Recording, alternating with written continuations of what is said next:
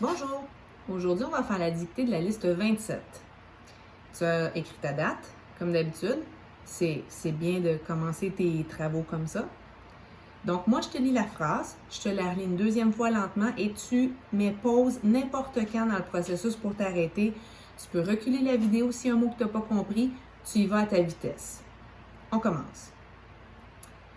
Bientôt, j'irai jouer dehors, car j'aurai fini mes petits devoirs.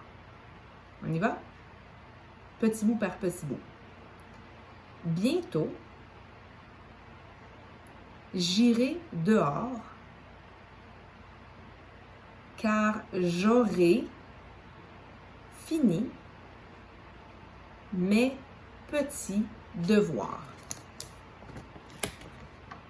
Tu recules autant de fois que tu en as besoin pour pouvoir être sûr que tu as tous les mots dans ta phrase. La deuxième. Elle avait mal car elle a plusieurs blessures.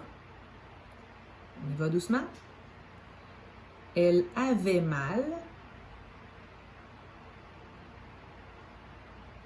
car elle a plusieurs blessures. Tu fais ton PACO, le P, ponctuation, le A, tu trouves tes groupes du nom puis tu vérifies qu'ils sont accordés. Le C, tu vérifies que tes verbes conjugués sont bien écrits avec le pronom. Puis le O, tu ne peux pas les vérifier, mais tu vas essayer de te rappeler tes mots d'orthographe. On y va avec une série de chiffres, des grilles mélangées. Tu peux toujours écrire unité, dizaine, centaine, unité de mille, dizaine de mille, si pour toi ça t'aide à ne pas oublier de zéro dans les chiffres. On y va. 60 225, 60 225,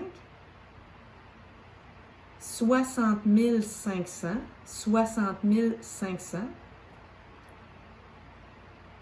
70 661, 70 661, 70 713, 70 713, et le dernier, 70 908, 70 908.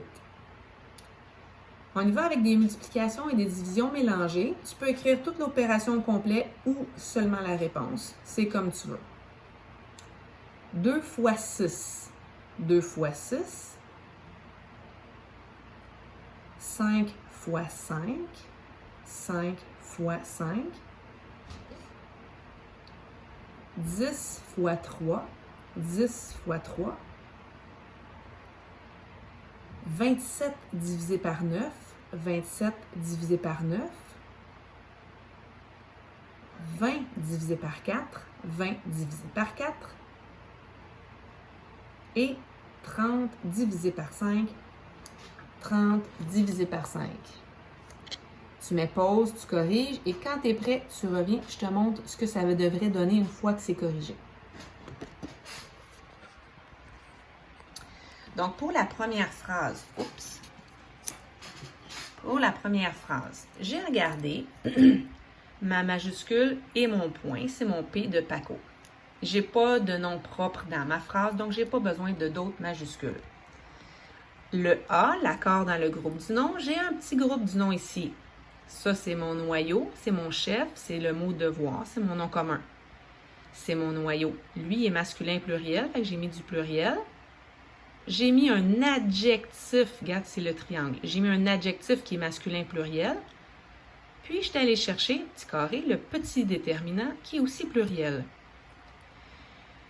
Là, on cherche le C, on cherche des verbes conjugués. J'irai, c'est le verbe aller au futur, simple. J'ai regardé qu'avec, c'est qui ira dehors? C'est moi, c'est je. Fait qu'un verbe avec je, c'est S-E-X-U-A-I, la finale. Puis, c'est vrai, j'ai fini par A-I. Un autre verbe, c'est le verbe avoir au futur simple. J'aurai. Qui aura fini ses petits devoirs? C'est moi, c'est je. Fait qu'un verbe avec je, ça peut se finir par S-E-X-A-I. On a A-I. C'est parfait. La deuxième phrase. j'ai fait mon P de ponctuation, j'ai vérifié ma majuscule, j'ai vérifié mon point, puis dans ma phrase, je n'ai pas d'autres noms propres, donc je n'ai pas d'autres majuscules. Le A, l'accord, j'ai ici, c'est sûr que plusieurs, tu n'as pas pensé que c'est un déterminant. Mais si j'avais dit « elle a des blessures », tu aurais compris que « des », c'est un déterminant. Mais au lieu de te dire « des blessures », j'ai dit « plusieurs blessures ». Donc ça, c'est mon petit groupe du nom. Une blessure, c'est féminin et c'est pluriel.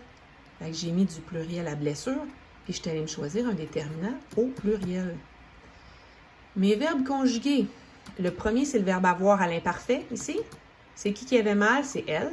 Un verbe avec elle, ça finit par D, A, T ou E. Je finis par un T. LA, c'est un autre verbe, c'est le verbe avoir au présent. Là. On l'a étudié il y a longtemps.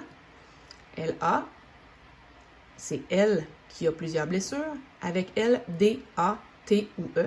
Donc, c'est parfait. J'ai mis un A. Les verbes d'orthographe, j'avais mal, j'avais plusieurs, j'avais dehors, j'avais bientôt. On vérifie aussi qu'ils sont bien écrits. Pour les noms de la grille de nombres, on avait ces nombres-là ici. On avait le 60 225, 60 500. C'est important de mettre tous les zéros. Regarde, si j'en enlève un, ça me fait 6050. Ça fait pareil, pas pareil. Si j'enlève celui-là, ça me fait 6500. Fait que mes zéros sont importants. C'est pour ça que je t'ai dit, tu peux les mettre dans les colonnes unités, dizaines ou centaines.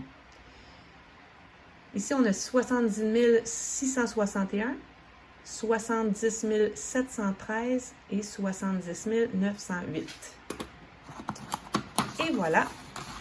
Ici, pour tes multiplications de cette semaine, c'était ça les réponses. C'est la dernière dictée que je te donne cette année. Bravo pour avoir fait du bon travail toute l'année et je te souhaite des belles vacances quand le temps sera venu. Bye bye!